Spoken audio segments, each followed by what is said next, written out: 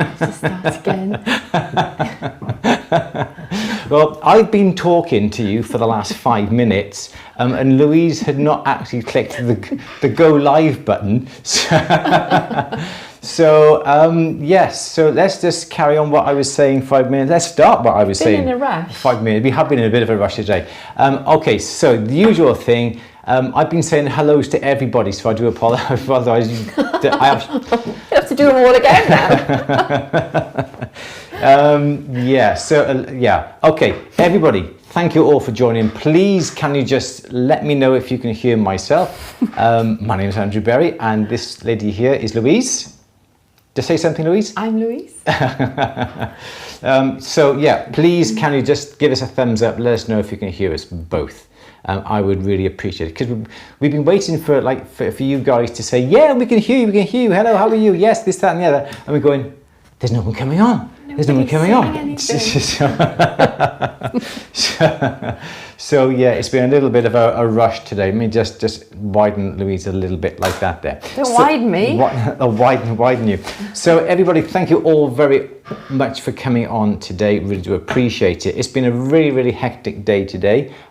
We've been doing a bit of work from home today. I've been doing a lot of editing for the courses that we're going to be launching in the autumn. Louise has been doing, what have you been doing today, Louise? Have I got it? What? The database. Yes, you have. Yes, I have, yeah. We've been working hours on this spreadsheet, because what we did, we've been raising money for UNICEF, and this time last week we said we were donating the shell. You've got the shell, Louise? I haven't had the shell. You had the shell. We finished off. Was it down there? It was. We finished off making the shell for, that we cast during our 12-hour live stream, and all we wanted to offer you was £2. Some of you just did £2, some of you did £4, £10, £5. I think one person even gave £50. Thank you very much. All that money is going to UNICEF, and we'll mention that a little bit later on, the grand total that we gave today to UNICEF.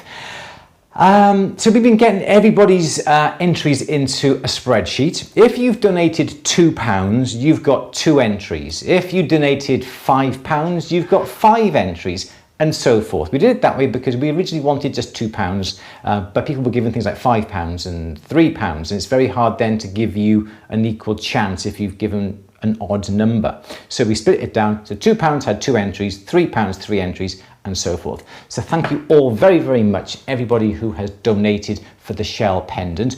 We don't have a winner yet because we haven't drawn the winner yet, but I'm pleased to say that purely just on the shell itself, we raised, Louise, how much did we raise in the end? How much did we raise? 1,000. Just for the shell. Don't know how much we did. Yeah. Just on the shell. Yeah, just on the shell. The data here. £405.60. £405.60 just for the shell. So thank you all very much for everybody who entered. Unfortunately, there can only be one winner, and that winner will be announced just a little bit later on in the question and answer. So thank you all very, very much, everybody. And what we found out, that obviously PayPal take a little bit of a cut from the money that you donate. Some people untick the box where it says it's not for services, it's for family and friends, and thank you for that. So everybody else, I appreciate everything that you've given. So PayPal took a percentage of the payments that came in.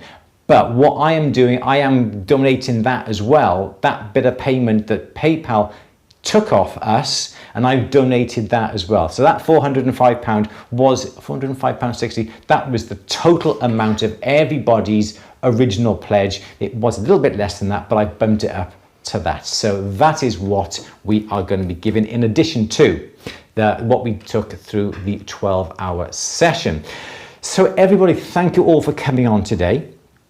It is the 17th of August. It is a Monday, 4 o'clock. It is the next question and answer session.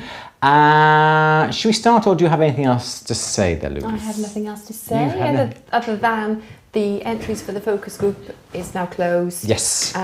So we're going to be spending the next 2 weeks looking through them. Yes, yes. Which is, they've proved some interesting reading, haven't they? Some really nice entries. Yeah. So thank you everybody who has, when has it closed? It closed. Yeah, we said it. Sunday. Is it closed Sunday? Not quite sure. Well, So I thank can't you, ever remember everybody what who... this is why I write things down. Just well remembered your diary today. You Yes. left that in the lounge, dear.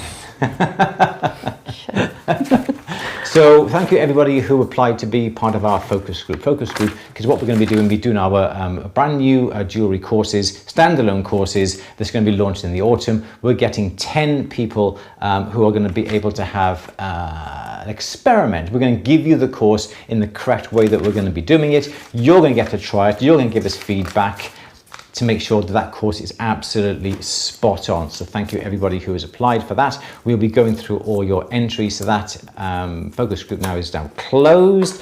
The shell pendant is closed as well. That's enough chat.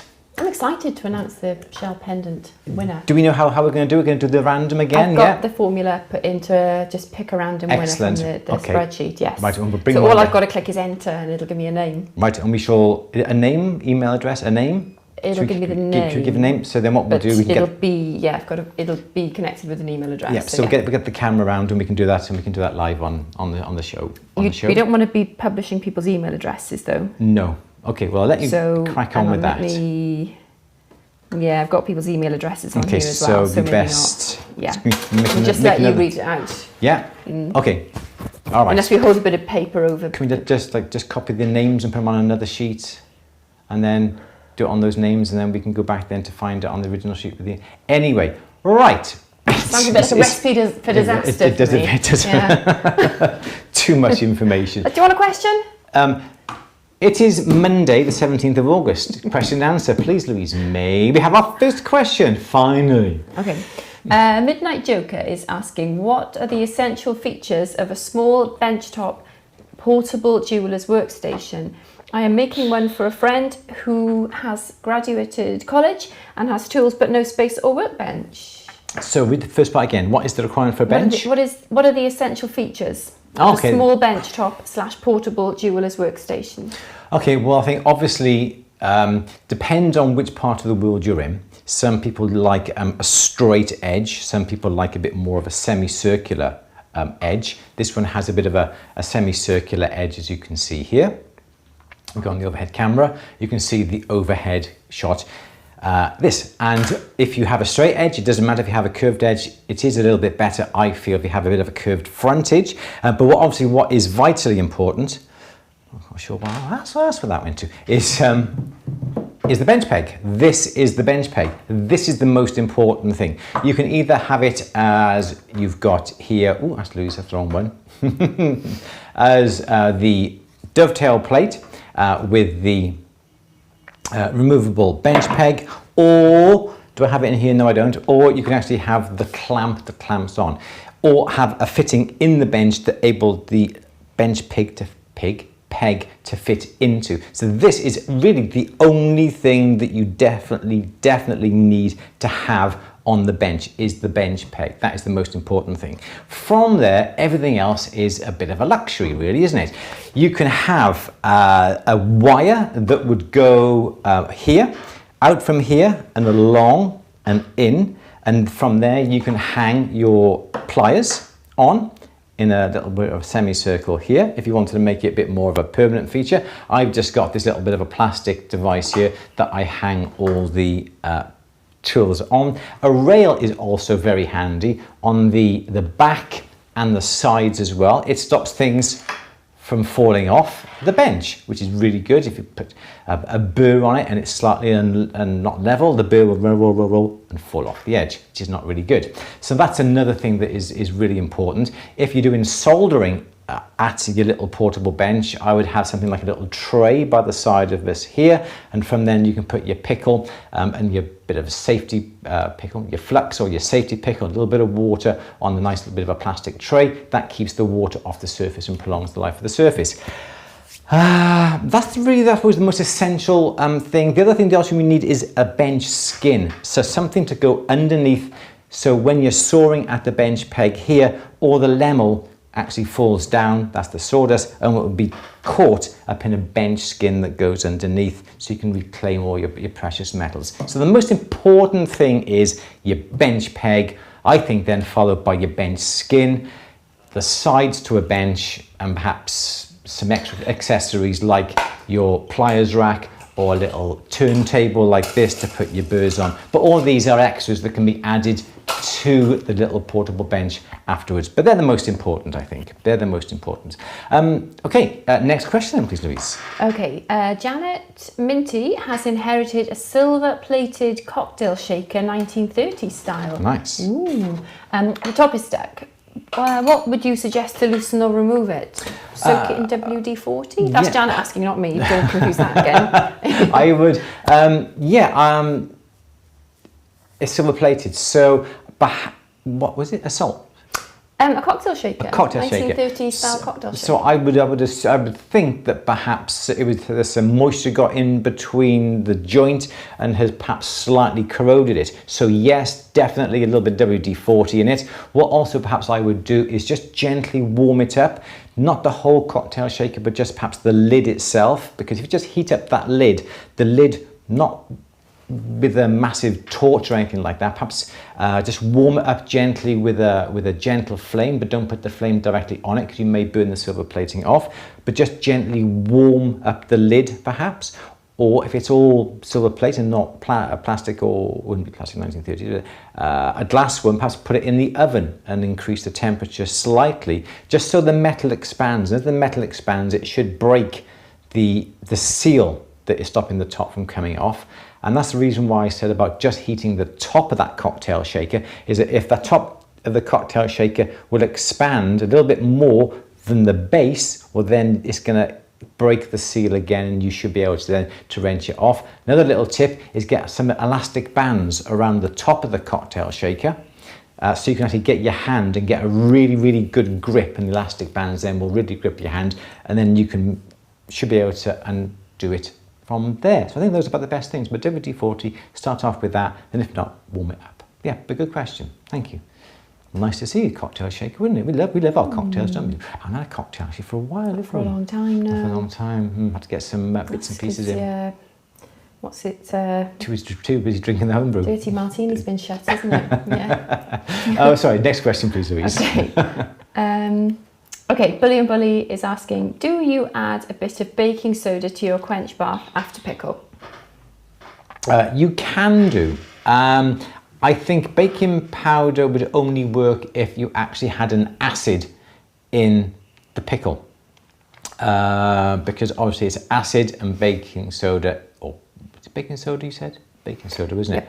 Yep. Is an alkali, so one then should neutralise the other one out. A safety pickle is pretty much okay, so I would not necessarily add any baking soda. And I don't think safety pickle is an acid, if I remember right. What chemical is it? Sodium bisulfate. I think that's an alkaline. I think Louise is just checking now for us. And we're looking for the pH. It is an acid salt. It's pH 1. So solutions of sodium bisulfate are acidic. They are acidic. Well, with a there we pH go. of around 1, okay, so that's very acidic, isn't it? So in that case then, it's not an acid that is likely to, as in sulfuric acid, but perhaps if that is the case, if it is an anhydrous form or hydrocarbon. So what's neutral? 7's neutral, isn't it? 7, 6, no, 5? No, 6, 4, 3 to 4. Physics was never my forte. I think you've gone through it 1 to 7. Okay. Yeah, why not? Why not add a bit of sodium? No sodium. 7, yeah. 7. Oh, you are right. 7 being neutral. So the pH is 1 for sodium bisulfate. Wow. Okay, you learn something new every day. Every day's a school day. You learn something new every day. So yes, perhaps then put a little bit of bicarb in the water just to neutralise it when it comes out of the safety pickle. Definitely if you use sulfuric acid. So yes, you can. That's the question. That's the answer, is it? Yes, you can. Yes, you can. I don't think it would hurt anyway. It's not going to do anything. It's not going to hurt you or harm you at all. So I think that is a good little tip. Thank you, Mark, for that. Okay, Louise, next question. 7 is neutral, lower acid, higher base. Yeah. Cool. Okay, may we have another question, please? Yes, you may. Jane is asking, is there a formula to accurately space/hang a number of charms evenly on a neck chain, apart from counting links or measuring spaces? I'm always a couple of links out and want them to hang perfectly, as there will be 7. It's noticeable if they are a few links out. Okay, so what I Yeah, you've hit the nail right on the head. You really do have to count the links. Don't forget that you're not going to put one at the very beginning, you're not going to put one right at the very, very end. So what I would do is that if you're spacing out the links and you cannot get, for argument's sake, 4 links in between each charm, and perhaps you start in from the, let me just draw this. So, okay, so you have 1, 2, 3, 4, 6, 7. This is my charm bracelet, okay? There's my charm bracelet. And I got a nice little padlock here. It's a necklace that she's... But yeah, I'm splitting hairs now. I'll be here all day drawing the necklace. So for argument's sake, this is your necklace, okay? And say, yes, you have 4 charms to hang from the necklace.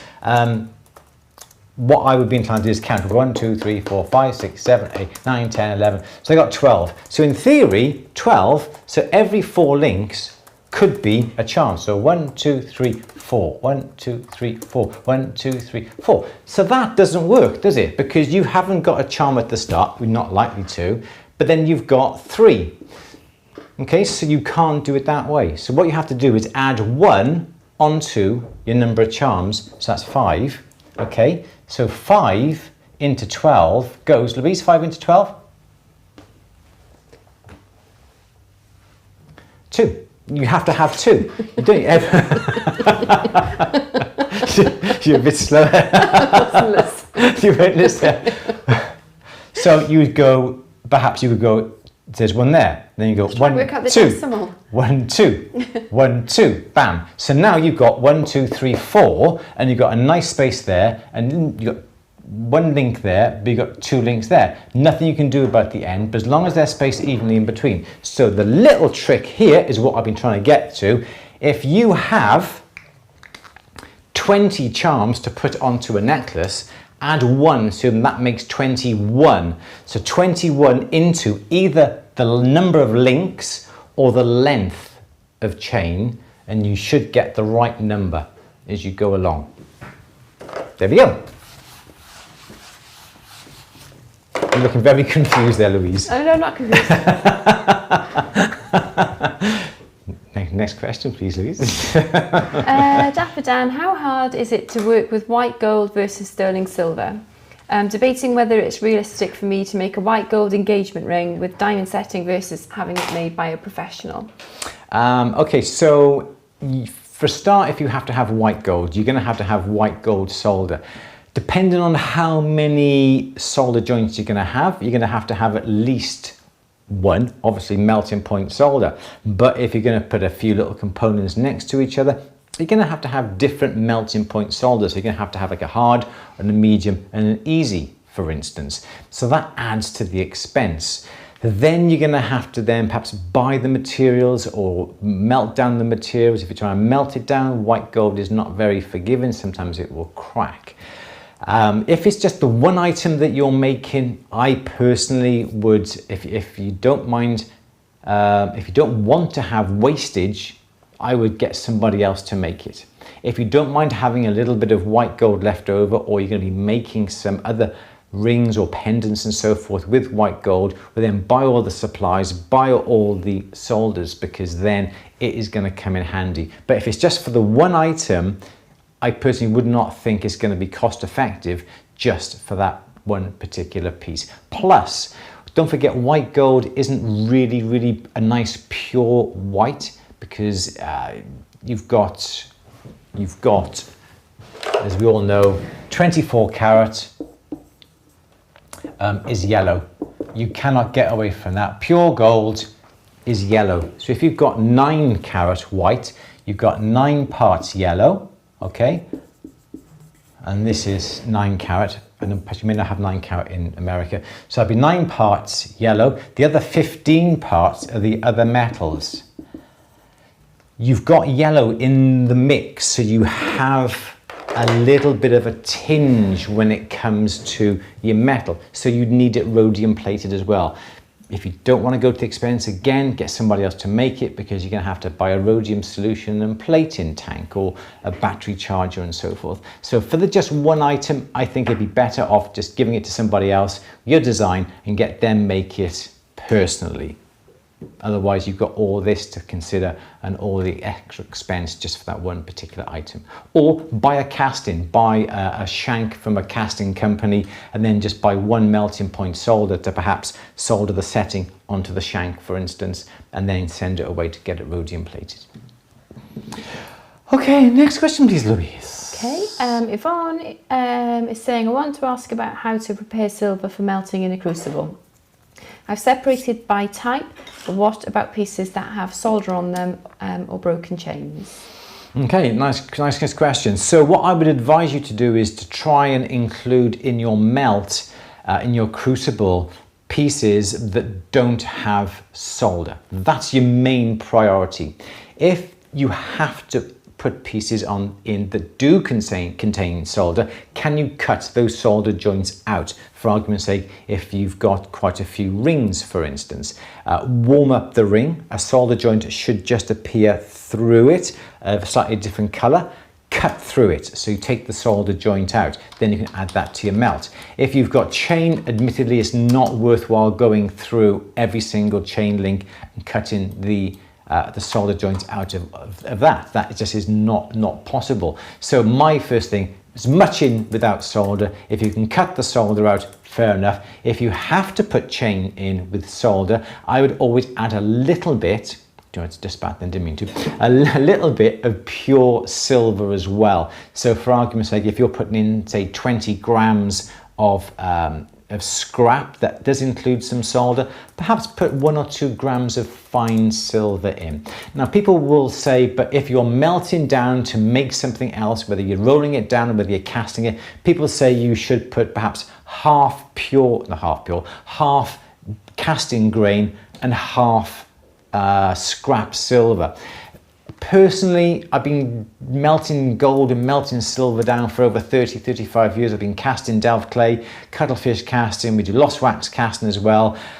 Whilst it is nice to be able to do that, if you've got nice clean metal that you're introducing to your melt, it does not matter. Only if you're adding perhaps metal that's been melted down 5, 6, 8, 10 times, it's going to start to lose a little bit of its properties. So adding some casting grain of the same quality would be beneficial, but not necessary. But I think it is always a good practice to add a little bit of pure fine silver in, just to raise the quality a little bit, because here in the UK we have to send our items off to be hallmarked if it's over 7.78 grams. Adding that little bit of extra fine silver will just raise the purity to guarantee that your piece is going to be accepted and your piece is going to be hallmarked. If you just chuck all the silver chain in and melt it down and make something from it, send it off to the assay office, guaranteed to fail because the solder has lowered the quality of the silver. Plus you may not be able to work it or to file it, to use the rolling mill and so forth, because the solder will make the silver crack. So always try and get as much silver in there without solder. That is your first priority, and then work your way along. Okay, Louise, may we have next question, please? Yes, Misty is asking, do you or can you show us how to sand a curve in a bezel so it sits tight to a curved surface? I've tried and can't seem to get a tight enough fit to solder down. Is you just practice, really. I think the best thing to do is to get yourself a ring file. So this has got a nice flat surface here. You turn it over and it's nicely curved, as you can just about see from that camera position there. Now, if you're filing bezels to fit upon a ring, this type of file is really nice because that nice curved area is on that one side, and you can use that then to file. But there is no shortcut, there is no guaranteed way of doing this. The only way to do it is to get the ring on your mandrel. Be careful, don't knock all the wires out by here. Are we okay? Yes, we are. So get your mandrel. What you want to do then is to see the curvature of the ring, of where the ring comes to. Okay, so you just want to see the curvature, and you think, you know what, that's it's a bit wider than the file itself. So then you get the bezel in your fingers like this, or on your bench peg or whatever, and you start to file down through the center, and then you move the file to one side to file a bit more that side, and move the file this way to file that way, just so you make the curve not as tight. So the cross section through a ring file is going to be pretty much like that. Just zoom in a bit on that so you can see, because it's a little bit on the small side. There we go. And then perhaps you've got a ring that is more that shape and you want to put a bezel on the top. So this curvature here is a little bit wider than this curvature here. So what you'd be inclined to do then is to file the bezel with a bit of a tightish curve, but then you file a bit more, and you file a bit more, and you file a bit more, and you file a bit more, and then that then can go on top. And then you bring the two together and you go bezel, shank, nearly on this one side, you'd file a bit more, file a bit more.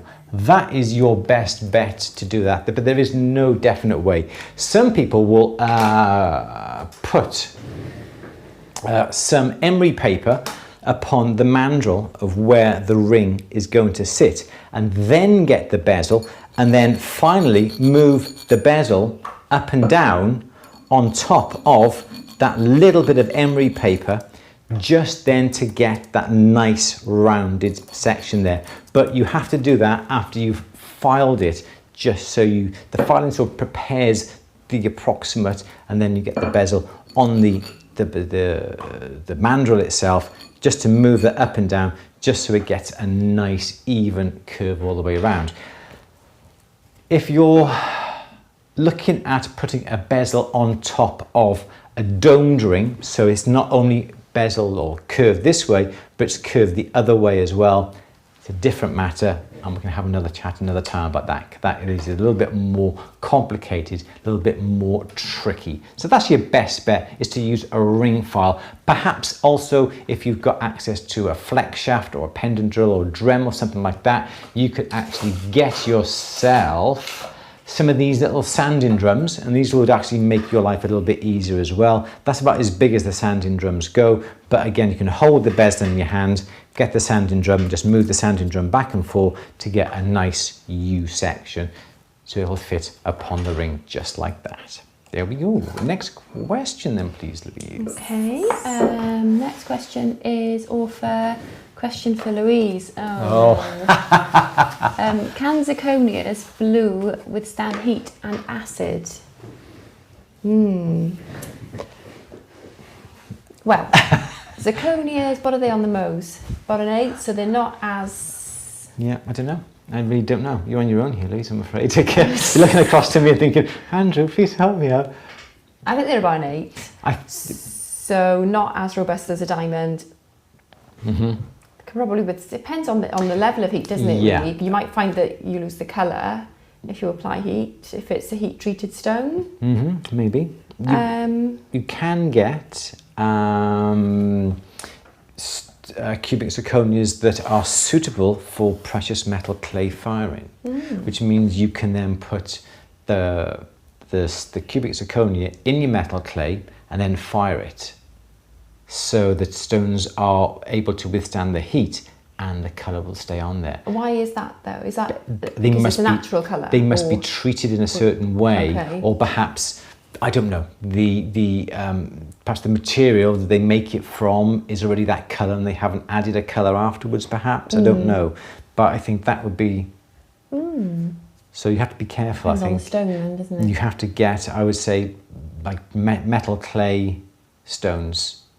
What about the acid then? Because again, would that just depend on the pH of the acid? I think you might find that it etches the stone, isn't it? That's the only thing, like a... Yeah, absolutely. I don't think I would ever, because I hope we're talking about safety pickle as opposed to like sulfuric acid. And if you simply get the stone and put it into the safety pickle, take it out again, put it in water, the stone should be fine. But the moment there's heat on that stone and that stone gets put into, whether it be water or acid, the shock will fracture it. It's going to have like a frosted appearance as well, isn't it? Does, when it's etched, yes. I would imagine, same as a tooth. Yeah, when you apply acid. Yeah. Exactly. And also it'll shatter. So it's like a car windscreen, just shatters as well. So don't put any heat on the piece and put it into the acid or safety pickle or water, because it will shatter. As you say, I think if it's left in there for too long, the acid may etch the surface, but you wouldn't leave it in there for too long. So just take good care. An occasional dunking back in water should be fine, I think. But I think you were right in what you were saying. Thank you. Yes, you're welcome. Louise is right. Yes. So yeah. So what was the question again, Louise? It was. Will it withstand heat and acid? Can blue zirconias withstand heat and acid? There we go. So yeah, I think if they are specifically for precious metal clay, yes, I think they would be able to withstand heat, but not quenching. But your supplier should be able to give you that information as well. It's the easy get out, isn't it? Yeah, it is. Yeah. All right then. Next question, please, Louise. Learn Media is asking, could you tell me the best make for saw blades? I have got some cheap ones and I've just broken 3 in a row. Okay, so you answered your own question there. Don't buy cheap ones. Some people are saying at the moment, I was reading something that New Concepts put on Pinterest. They recommend is a brand called Hercules. Hercules are piercing saw blades, sort of primarily made for steel, for cutting out dies out of steel. So their quality and their strength is obviously a lot better, and they say they are very, very good at cutting out silver and gold and precious metals and so forth. For me, it's got to be any sort of brand. You can get some what's called laser blades. They are from Rio Grande. You can get these here. These are Super Pike. These are from Valorbe. I've got a few in here. Super Pike. These are the ones I picked up at some of the trade shows. They very kindly put a gross in there. I've visited their stand a few times, so I've got a few packets there. Valorbe Super Pike, absolutely brilliant. 3-stroke O is my little go-to blade. Always use 3-stroke O. These again are Valorbe. These are Glarden. These have a round back to your blades. It does not matter too much about whether your blade has a rounded back or not. Some people say if it's got a rounded back, it can cut corners easier because the back is not dragging as it goes around a corner. But you hit the nail on the head. Don't buy cheap blades, false economy. What you'll find is that they're cheap for a reason. Buy nice branded blades. Your 3 blades then may have cost you, I don't know, 15 pence in total. They cost 5 pence each. So one blade of one of these may cost you 15 pence, but this one blade may last you longer than 3 blades or 4 blades of your cheap ones. So go and buy some nice quality branded blades. Doesn't matter what they are, as long as they're nicely branded. And buy from a good supplier as well, because you don't want them damp or anything like that. Keep them in the bundle together. And there we go, that's about it, I think. One little tip I would suggest when it comes to blades, whilst we're just talking about blades, is that when you get your bundle of blades, they come in bundles of 12. Okay, so this is your little bundle of 12. Let's see if we can go a bit closer on here. So it always comes with a little bit of wire running around the blade, just to hold those 12 together. Now, what I'd advise you to do is to find the direction, I've got my visor, is to find the direction of the blades, okay? And if they are running in away, if they're running in this direction here, brilliant, okay? What you need to do then is to get your nail onto that little coil on the end and pull that off, he says. So we break off that little bit of a coil, okay? We undo the wire. We take that right down to the bottom, down here. When it gets right down to the bottom, wind it just then back around the bottom of the pack. Okay, so there's my little coil down the bottom here. All your blades are free. So now when you want to take a blade out, you just take one blade and just pull it out nice and easy. If you kept the wire on all the way up and then you want to pull a blade out. What you're doing is rubbing the blades together, and what you may find is that the teeth will wear on that blade coming out and others within the bundle. So always try and put the wire down the one end, then you can put it in your bench, you can put it in your little container on the top with all the blades still fastened together on the bottom but loose on the top. Pick one out and you'll get perfect blades and they won't become blunt. There we go. How's that for a little tip? Unexpected, but very good. Okay, next question please, Louise. Okay, Lorraine would like you to recommend a really good gold solder brand. I have been using a solder paste that never turns truly gold/yellow. There aren't going to be many times when I would want to use a solder paste. I would only use a solder paste if I've got the tiniest little bits of solder to be used. For instance, I'm soldering a really fine chain or a very fine jump ring. Anything bigger than that, I would never use a solder paste. Always use a panel of solder. Here in the UK, there aren't many different brands. I think there's one called Hildebrand. Oh, excuse me, something like that. Excuse me, something like that. Sorry, I can't. I have a bit of wind. I can't. Sorry. Yeah. So any decent gold solder, again, buy it from a reliable source. Buy it from a bullion dealer or buy it from your tool supplier, and always buy it in a panel. They sometimes are branded, but sometimes aren't. But if you buy it from a decent supplier, you're going to get a decent quality. So solder paste is no good for joints. Don't try and use a solder paste on a joint, on a ring shank, for anything like that. It just does not work successfully. You'll always get a difference in color. You'll get some pitting and it won't be that strong. So always make sure you keep your solder paste for very small jobs, but use your panel solder from your tool suppliers for anything bigger than that. But as a brand, I've no idea.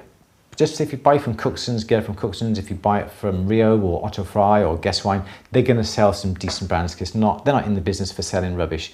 Their reputation stands by it. So buy a good brand from a good tool supplier.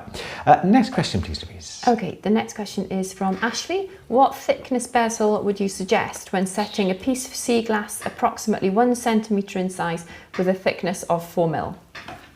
I guess I would use some fine silver, and I would use around about 1/3 of a millimetre. You can get away with slightly thicker if you're using fine silver, because fine silver will bend. It's a little bit softer, a little bit more forgiving, and you should be able to ease it over. If you have your piece of sea glass, for argument's sake, like this, okay, that's your bit of sea glass there, and you want to put the bezel on both sides, yeah, use about 1/3 of a millimetre, 1/4 to 1/3 of a millimetre. I don't know what that is in your gauge if you're in the US, and I do apologise for that. But then, yes, you would simply then have the bezel that is slightly bigger, a fraction bigger, all the way around your piece. Yeah, I can't draw today. And then you should be able to burnish it over. If you are using sterling silver, you're going to have to go quite thin to allow the metal to come across. But if you're using fine silver, you can get away with about 1/3 of a millimetre to bend over, and that should be sufficient if you're doing it like that. Yeah.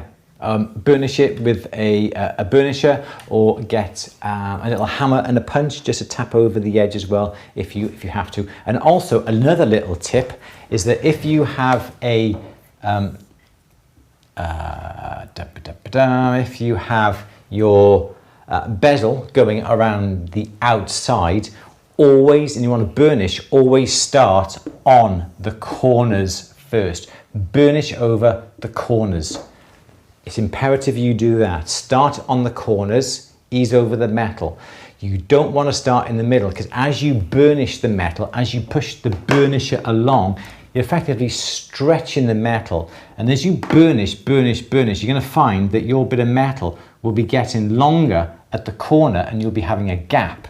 and that gap is going to be a little bit of a devil to try and push over onto the stone. So push over on the corners first, okay? So you get your corners coming across first of all. Once you've done that, then use your burnisher to burnish towards the middle and burnish towards the middle, so you're not stretching the metal away from the actual stone itself. So burnish corner, then burnish towards the middle, and then you should get an absolutely fantastic joint.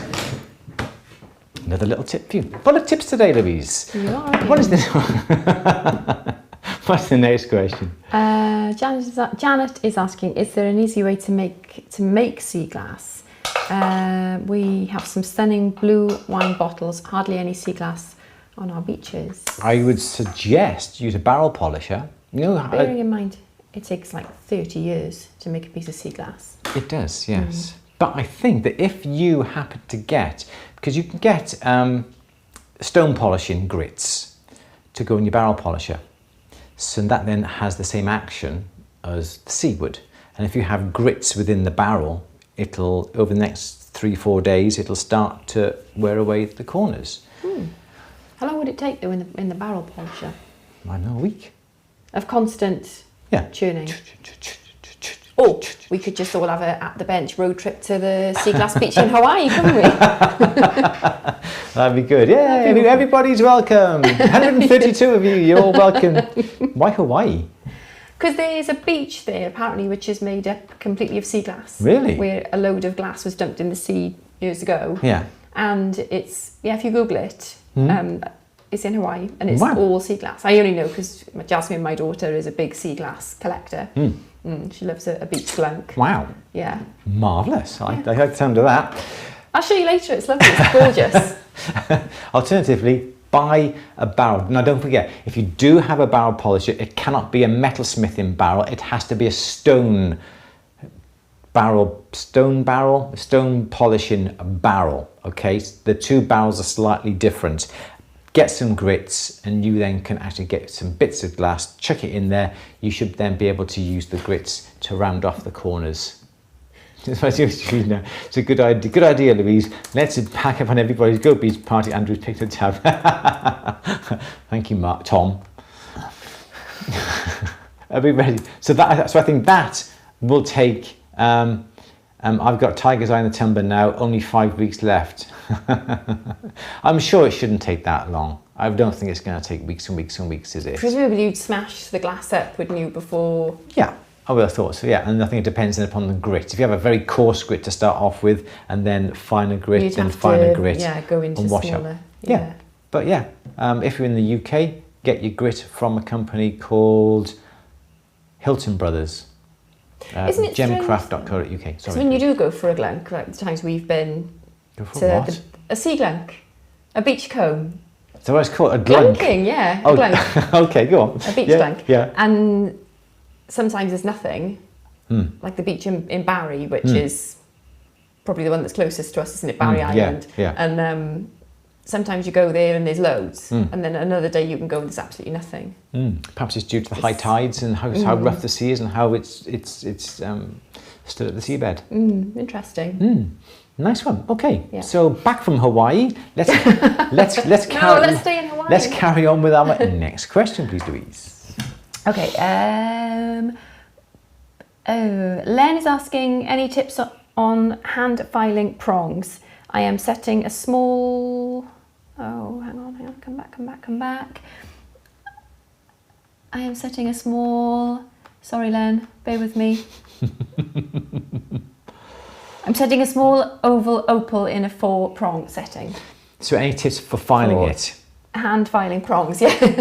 Okay, so what you want to do, first of all, you want to get, I think it's a barrette file, and so I still don't know the names of my files, a barrette file. It is a file that is triangular, so it's not a triangular file.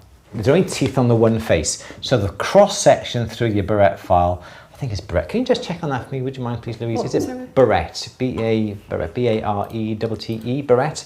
So what you'll find is that it's triangular in section, and you've only got teeth on the one large face. Is it a barrette file?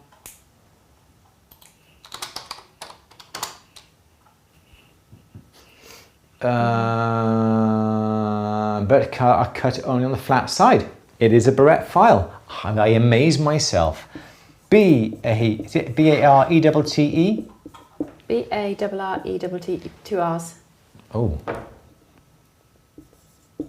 Grab yourself a barrette file. You're going to have teeth on the one surface, and the other surfaces there's no teeth. It's like a very shallow triangular file. What you want to do then is, and I think I did this on YouTube, a film not so long ago. You want to make a safety edge file, especially with an opal. So if you're filing and these teeth that come right to the edge of your file happen to be dragged along the stone is going to scratch. So what you want to do, sorry Louise. No, I was just about to say George has just made that point with the opal, with it being a very soft stone. It is, yeah. So what you want to do is you can either get a buff stick, sanding stick, or use an oil stone. And what you want to do, you want to shine up the edges here. So you can get the file.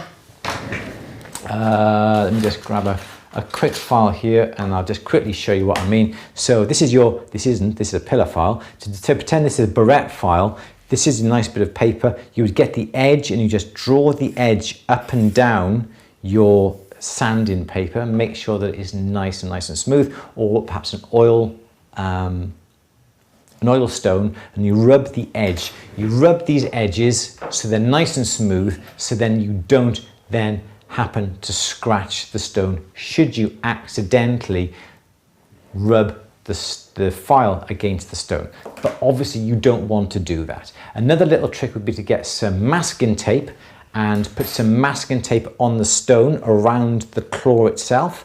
So then even if this file happens to be dragged over the stone, it does protect the stone itself. Sometimes a little bit of, what's it called? Not a pot, what's the glue that's slightly rubbery? Water-based, doesn't matter. Something like that. Any covering that you can put over the stone is going to be beneficial, but just PVA. take good care. PVA, yeah, PVA, yeah, something like that. Make sure it's obviously very good and it doesn't damage the stone. But yes, a barrette file, very careful when you come to do it. Some people will suggest you use a rotary tool like a pumice wheel. I think that pumice is quite a soft, because what is pumice on the Mohs scale, Louise? Do we know? Fairly low. Fairly low. Compared to an opal, is it lower or higher? Louise is just finding up very, very quickly. Mohs scale. Where does pumice come? Where's pumice? Ooh. Where did the opal come on a Mohs scale? Oh, opal's not on that one. Not a very good one, is it? No. I think opal about 4. Yes, so we're just looking at it, because some people will suggest you use a pumice wheel in a rotary Dremel or a flex shaft just to go over the claw, just to round it off. Opal's a 5. Opal's 5, and you can put in pumice. Where does pumice on the Mohs scale come, perhaps? 5, and the pumice is, it's 6. It's a 6. So if you do happen to use a pumice wheel, in fact, I wouldn't even suggest it. If on the Mohs scale, if what you're using is higher than the actual stone that you are setting, don't use it, because whatever's higher will mark the stone. If it's lower, you should be able to get away with it. So you can use a pumice wheel on something like a diamond or a corundum, sapphires and rubies and so forth, because they're higher on the Mohs scale. So I think contact cement. Yes, thank you, George. But yeah, I think that is your best bet. Bit of masking tape, bit of sticky tape over the stone to protect it, and I think that is going to be your best bet. But thank you for that. You learn something new every day. Today is a learning day. It is good. School day every day, as you say. Okay. Next question, please. Okay. Dolores wants to try melting down scrap silver and rolling it out for individual projects. Would you explain how I would go about preparing the ingot mould, and how hot does the mould need to be? Okay, so you've got a brand new ingot mould. It can be the open type, that's like the bar with a handle with like the channels in it, or it could be the, I don't have any up here unfortunately, or you can have the upright sort with the holes going down into it. It doesn't matter what it is, but if you buy one, never ever decide to melt your metal into it before you prepare it. It doesn't take 2 minutes to prepare it. What you would do is get some oil, get some 3-in-1 oil, get some light engineering oil, something like that. Put it onto the surface of the ingot mold, whether it be in the channels or down the little grooves and so forth, and heat up the ingot mold. That way then the ingot mold will heat up, the oil will eventually sort of burn off, and it'll leave a bit of a soot residue behind it. Some people would get candles and just hold the ingot mold above the candle and let the soot from the candle go onto the ingot mold. But it needs a little bit of carbon on that mold. Otherwise, the metal will not come out of the mold at all.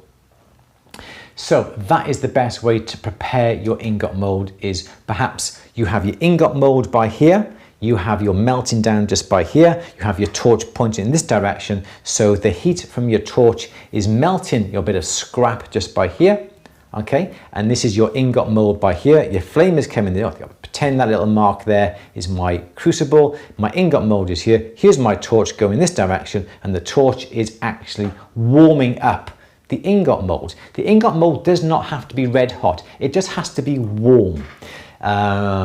It's just to take the heat off, because if you can imagine you've got molten silver being poured into a piece of iron or steel. If that iron or steel is freezing cold, the metal is going to solidify straight away. If it's warm, if it's hot or perhaps too hot to the touch, the metal is going to melt, is going to freeze and solidify that a little bit slower.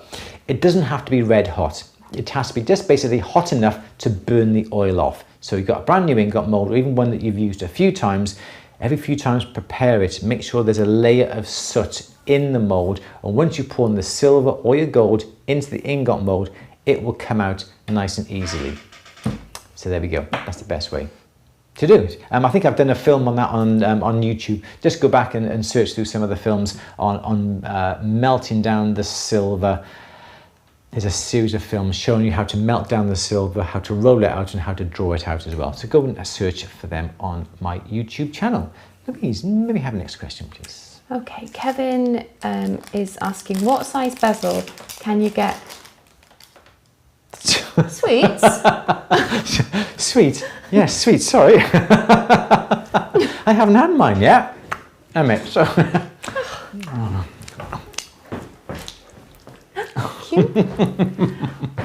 Don't eat them all in one go. I'm waiting until you finish answering the question.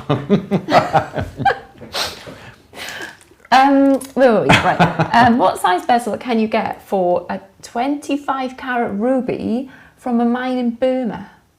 What size bezel? What size bezel can you get for a 25 carat Burmese I don't know, whatever ruby? size bezel fits the stone, I suppose. I want to see this ruby. Burmese rubies. Yeah. Hold a premium, don't they? They certainly do. As we saw on the Antiques Roadshow. All right, don't spoil it.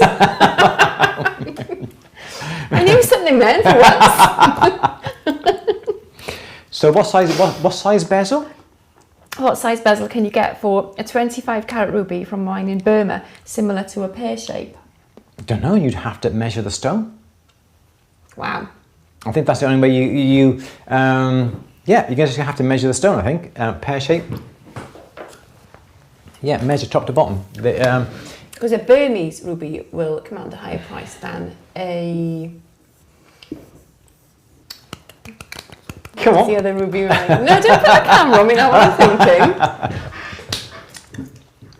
From other countries. From another country, yeah. I just know Was it Sri Lanka? No, I don't think it was Sri Lanka. Oh. So, I don't know what size or what weight, because don't forget, you are governed by the depth as well. So the stone can be really shallow, but quite big in that direction. Or the stone can be quite deep, and that takes up obviously a lot of weight. Don't forget, 25 carat, the stones are based upon weight, not size. They put on a scale.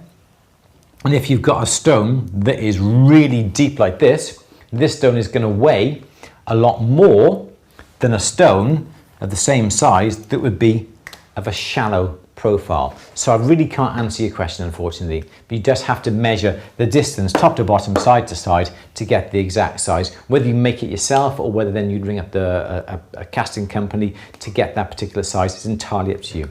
Did you find out, Louise? What? Sapphire. Sri Lanka, Thailand, Okay. Vietnam. But a Burmese ruby commands double the price, I think. I think that's what they said last night on the Antiques Roadshow. I think they did, yeah. Should we have the next question, please, Louise? Yes. Okay. Siglas info. Sorry, bear with me. Okay, Andy has a question. I have a 2mm thick by 6mm band. I'm trying to get the ends to touch. I have a little gap. Is there a good way to make them meet? There is. What you want to do is, here's your ring. You have the gap. Oh, there we go, that's better. It was stuck on you, hope you wouldn't do anything. No. So here, I'm picking you, I don't know, whatever, or scratching yourself. Right, okay, so here is the ring in question. All right, we have... Naughty today, you are eating sweets. Eating sweets on the job. So you've got the gap, and silver has a little bit of a memory, which means if you bend the silver, it'll always spring back slightly. So if you bend it so the joint comes to touch, you let go, it'll bend and open slightly. So what you want to do, you want to compensate for that. You want to then bend the piece further than what it has to be. Like when you sort of do a jump ring. Bend it further, then let it go, and perhaps it may not even go back, and perhaps there'll still be a slight overlap. Now all you have to do now is just bend this back into position, and you'll find there should be sufficient tension and stress in the lower part here, because you bent it and then bent it further over.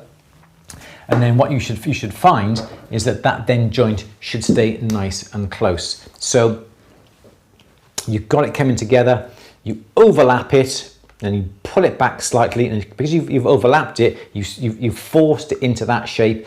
If you let go, it'll spring back a little bit, but just bring it back further and bring them together, and then you should get a nice tight joint. Once you've got your nice tight joint, get a little bit of emery paper, perhaps fold it in half, put it between the joint and rub it back and forth to make sure that you get a nice parallel face. Or what you can do is put it up on the bench peg, get your saw blade and just saw straight the way through the center, just to remove any high spots, just so that the two sides come together absolutely perfectly.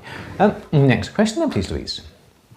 Okay, Kevin is asking, can you get bezel with crown on both sides, left, then right side? I think we're going back to the ruby now. Can you get bezel with crown on both sides, left, then right side? I don't understand. Can you get a bezel with crown on both sides? Can you get bezel with crown on both sides, left, then right side? Don't know. Okay. Sorry. A crown. Can you elaborate, Kevin? Yeah, can you say, yeah. We haven't had any wine yet either, Louise. Right, okay, so we'll come to that one. If Kevin can come along, just elaborate on that, certainly can do. The other one thing I just quickly want to mention, I did see someone say, what torch do I have on my bench in front of me? And I will jump ahead, but just quickly say this. This is what is called like a pro flame.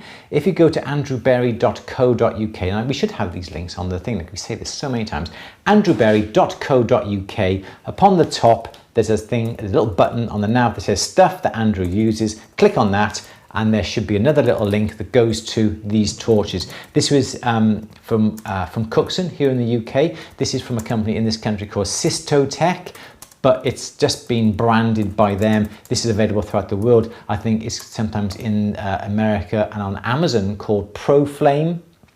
But andrewberry.co.uk, go to the top, stuff that Andrew uses. There's books on there that I sort of recommend that I bought myself, and all the tools that I sort of suggest as well. They're all on there as well. Click them and you should be able to find the torch. Sorry, Louise, next question, please. Rosario is asking, I'm trying to make a silver bubble by melting sterling silver, but the shape is not completely round. Any recommendations to make a perfect silver bubble? Absolutely. So what is happening, gravity is playing a part. Gravity, the bigger, how can I say this now? The bigger your ball is, the the flatter the bottom it's going to have, because obviously gravity plays a part. So if there's more weight being pulled down by gravity, the bottom is going to become a lot flatter. So this is the reason why you are having problems. So you have your soldering block here, you have your scrap on top of here of silver, you're melting it down here with your flame. It's melting and it's melting into that shape. Okay, so the bigger the flame, thank you, Louise, 10 minutes left. No, not 10 minutes left. Yeah, with virtually time, but we did start a little bit later, didn't we? Due to our technicality and me talking to nobody. Yes. Okay, so what is happening? The bigger your ball is, the flatter your bottom, basically. Louise!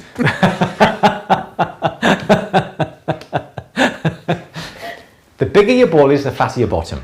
So you have a little ball, you're going to have a very small flat bottom. You have a turn your microphone off. If you have a bigger ball, you're going to have a flat bottom. So what have you... Stop saying it! I say it just to get laughs from you. So what have you got to do? You've got to make a divot. You've got to make a dent. You've got to make a depression in your soldering block. Preferably use a charcoal block, because you're going to get a better shaped ball, better surface ball from a charcoal block, because the charcoal block is denser than something like this. So what you would do, you then would get your, what are we looking at? I've lost my, there it's better. What you want to do is to get your charcoal block. This now is your charcoal block because it's black. You then will get a ball burr. Okay, so that's a little burr like this. So then what you do with your ball burr is you make a depression like that. If you haven't got a ball burr, use perhaps a punch from a doming set, something like that, or anything with a rounded bottom of the approximate size that your bubble is going to be. Once you've got that divot, once you've got that depression here, then you pile your molten silver on top like that, and as this melts, it will melt into your divot, and your ball would be completely round. Depending on the shape of your divot, if your divot is slightly not quite perfectly hemispherical, your ball is going to have a bit of a rounded bottom. But if you can experiment and get the right size, the right amount of silver to melt into that, your balls are going to be completely round and you won't have a flat bottom. How's that? Next question, please, Louise. Well, we're all out of time pretty much because we have to announce the winner of the shell. But yes. Druzy Quartz? Yes, okay, so that film for the Druzy Quartz is going live this week. We are about 2 films into it, but we're releasing one this week. So stay tuned, Gillian and everybody else who long awaited film, all on the Druzy Quartz. And it is by here. This is my drawer with all my projects in, and there is the actual container for the Druzy Quartz. It is still in the container because we haven't set it yet, but there's the Druzy Quartz, and that is going live this week. You should see on At The Bench that we've got the films ready lined up, 1, 2, 3 upon the bottom, so they're ready to go live over the next couple of weeks. So yes, this week. Yep. Next question. And can we just finally help Nikki out with a recommendation for a bench vise that doesn't need to be screwed down, please? A bench vise? Yeah, that doesn't need to be screwed down. Okay, something like this little guy by here, right by the side of me here. Durston. Go on to durston.com/ATB. Is it still... Don't know. I don't know. I haven't checked. That then will take you to Durston's website. Have a check on vices. Let's go on to 3, because 3 should show you. Click on vices, Louise. Got vices. Yeah, so Matthew has some vices. This is a nice little vice because it has a clamp, and you simply clamp it to your bench. Vices, right hand side. There we go. Cool. Okay. So there we go. I will just post this link. Please. So Louise is going to post a link now to this particular vice. This is ideal. It is a really good vice. It just clamps onto the bench. It's got a little lever on the side here, which allows for the head to turn as well. So you can clamp it in one position on the bench there, and you can turn the head if you wanted to, and you can fasten that down in any position. It's got a little this is a vice. It's got a little anvil as well on the piece here, so you can hammer onto there, and it's really, really good. It's got, the jaws are quite smooth as well, so the jaws aren't serrated, so they're not going to mark your work too much. If you were concerned about the jaws marking your work, get some little bits of copper and fold the copper, make some jaw liners as well. But that just screws onto the side of your bench there. So Durston is there. Do you want to see if the code works? Lockdown 20. So go and buy it. Which one shall we That one there. 20. That's good. £23 plus the VAT. It's a good price. That look. Good price. Yeah. So go to checkout. Louise is just finding to see. Oh, have I got to put all this in? Hang on. Oh. Can I just go straight to? Go on the top. It says on top. Have a coupon. Yeah. So Louise is just checking on something now. Shh. We're going to try. We're going to see if this works. Coupon has expired. It's still a good price and it's a good product. It is a good price, absolutely. In fact, if you go to durston.com/ATB, what I would suggest you do is sign up for the newsletter. And I think once you signed up for their newsletter, you'll get a code for 10% off, if I remember right. Use that 10% code, put it into the coupon section on the checkout, and you then can get 10% off this vice, £23, less the VAT, that's 10%, that's £2.30 off, which brings that down to £20.10 plus the VAT, that's £24.15, something like that. Quick maths. Very good, isn't it? Yeah. Better than yours earlier on. What's 12 divided by 2? Like a rabbit caught between the headlights. Yes, okay, so sign up for the newsletter. You can not sign up anymore, you can cancel that, but you should get a code for 10% off. Check it out. A little advice like that is ideal. I've actually got one downstairs that I bought about literally 40 years ago, not quite, 38 years ago, and I'm still using it every single day. So a little advice like that, clamps on, bench vice, absolutely brilliant. How's that? Cool. Cool. Shall we? So that's it for the question and answer for today. Thank you all very much who are watching, but don't go just yet, because we have an announcement to make on who has won the shell pendant that is around here somewhere. Let me just have a look. It is. I've been filming. Did you put it in the gem light box? No, it's not in there. So I've been filming. So I got it. You got it. Ah ha ha. Well done, Lou. So we have got this little pendant. It is the silver pendant that we cast during our 12-hour live stream back on the 22nd of June.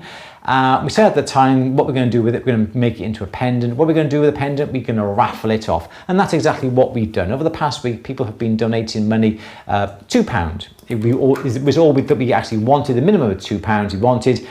People have been donating £2, £4, £5, £10, £20, and even some person actually gave £50, thank you Louise, £50 as a donation towards UNICEF. And then you have a chance of winning this little pendant by here. I feel like QVC. This gorgeous pendant, stood in silver, solid back, really nice heavy.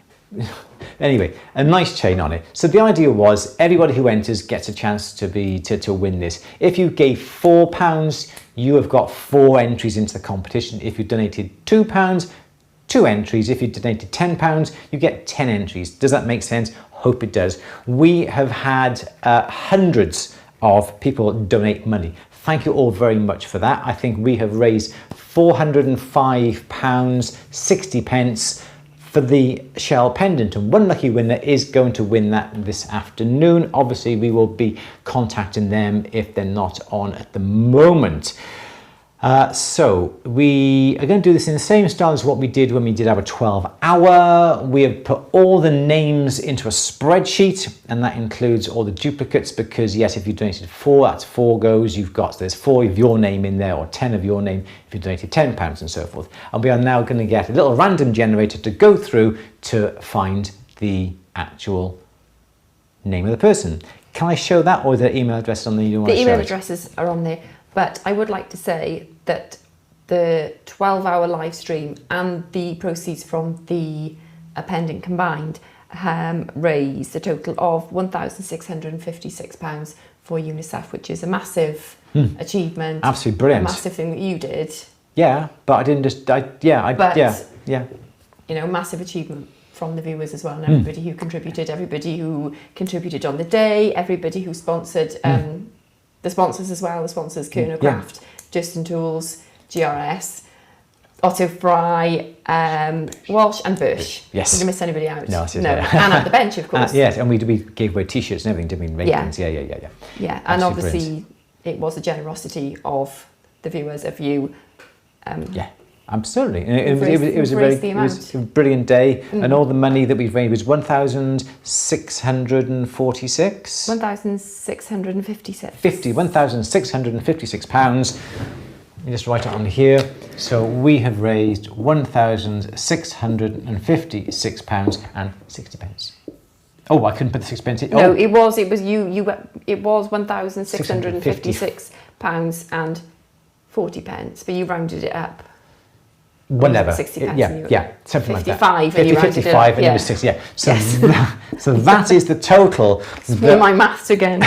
That is the total, £1,656 that everybody has donated, not everyone donated that, you've all donated this money for UNICEF. That today was sent off to UNICEF. I think we put some social media posts on there saying thank you to everybody who has donated. Thank you very much indeed for that. That's gone off to UNICEF. Nice little email back saying thank you very much. It's been put on social today, and one lucky winner now is going to win this shell pendant, and we will post it to anywhere in the whole wide world, obviously completely free of charge. You let us know what length chain you want on the pendant, and we will put that length chain on there as well. Sterling silver, nice little shell pendant, picked up from the beaches of Wales, and we cast it using the Delft clay system that we did on the 12-hour live stream. So Louise, who is the winner? Oh my God, can I have a drum roll, please? Ready? Are you ready? And the winner is? Natalia Gomez. Never. Honestly, Natalia Gomez. Well done, Natalia. Well, wrong one. There we go. Well done, Natalia. Congratulations for that, Natalia. Please get in contact with us, or perhaps we'll email you, and just let us know where you want it to be posted and what length chain you want. So thank you, everybody. Thank you so much for all your donations. Everything has gone to UNICEF and a little bit more. All the money that PayPal took off you for their fees, I have sent as well. That is what we've raised for UNICEF. Everybody, thank you very much indeed. The shell pendant will be on its way to Natalia over the next couple of weeks. So I'm sorry, not everybody, I'm sorry, but everybody's a winner at the end of the day, because everybody's kind generosity has given all this money to UNICEF. Thank you very, very much indeed to everybody who has donated. Thank you. Anything else you want to say, Louise? Just thank you. Just thank you. Thank you. Everybody. All right. So thank you all very much indeed. We are going to be running another 12-hour live stream coming up towards Christmas time. I think we're going to be doing it the beginning of November. Date to be confirmed. A different charity this time. We are in discussions about what charity we're going to have this time, aren't we?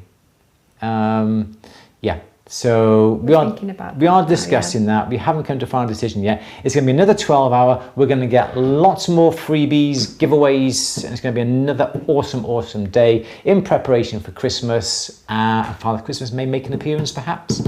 Don't know. Yes, Louise. Yes, really. What, the 12-hour? The next 12 hour? Yeah, why not? Let's get Father Christmas in, shall we? Yeah.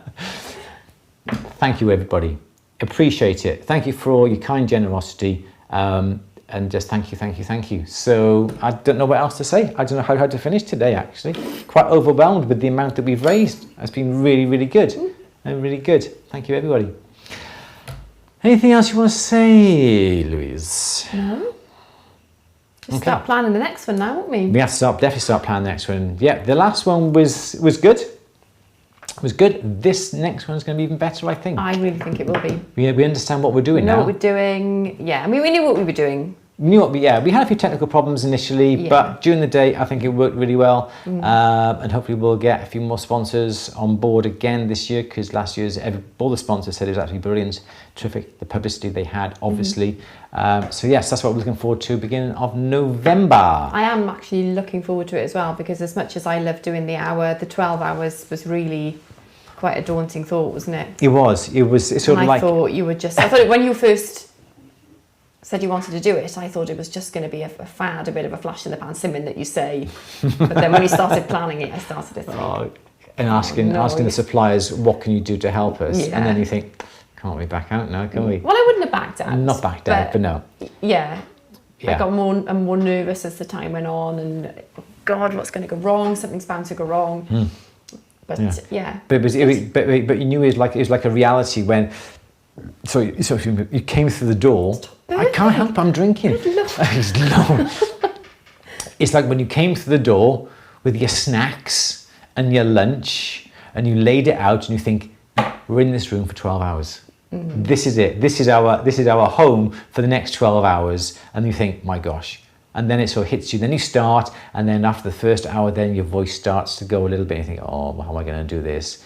But no, we did it, and it was really good. So everyone, thank you all very much. Fast. It did. And I shall have to have a new pair of shoes. I don't understand this thing about a new pair of shoes. No one can see your shoes unless we do have a shoe cam down under the table, so we can actually see your shoes. Well, how long were they on your feet last time, Louise? About 20 minutes. They look good. Oh my gosh. All right, everybody, thank you very much for coming on today. Really do appreciate it. Thank you to everybody who donated the money to UNICEF. Thank you very much, everybody who donated for the shell. Sorry you all can't win, but there only has to be one winner. And congratulations to Natalia for winning the shell. I will post that out to you. Just get in contact with me. We've got our email address, but we got everybody's email address from PayPal anyway, so... Yeah. Excellent. All right, everyone, thank you so much. Join us again next week for another question and answer. Don't forget... don't forget the... Druzy Court is going live. Only the first 20-25 minutes is going live this week, and further films to come. So thank you all very much. Anything else you want to finish off with, Louise? No. That's it? That's it. I know, I said we're gonna have a dry night tonight, didn't I? You did say that. Off to the summer house, I think, because I put a bottle in the fridge. Yeah, you little beauty. I thought you can't let another live stream question answer go. To celebrate the £1,600. Okay, well, I should put the Prosecco in the fridge then, shouldn't I? All right. Okay, see us here next week, 4 p.m. Monday, the 24th of August, for another question and answer. Thank you, Louise, for all your help today. Much appreciated. You're welcome. Thank you. We're going to say that? Just, you're welcome. You're very welcome, yeah. Always a pleasure, never a chore. Oops, wrong one. See you all next week, everybody. Take care. Have a great week. Don't forget, get those questions in nice and early. Early the better, the more chance you have of them being asked and answered. That makes sense. Okay, take care. See you all next week. You've got the sliding show in place, Louise. Do you have the slide? There we go. Everyone, take care. Bye-bye for now.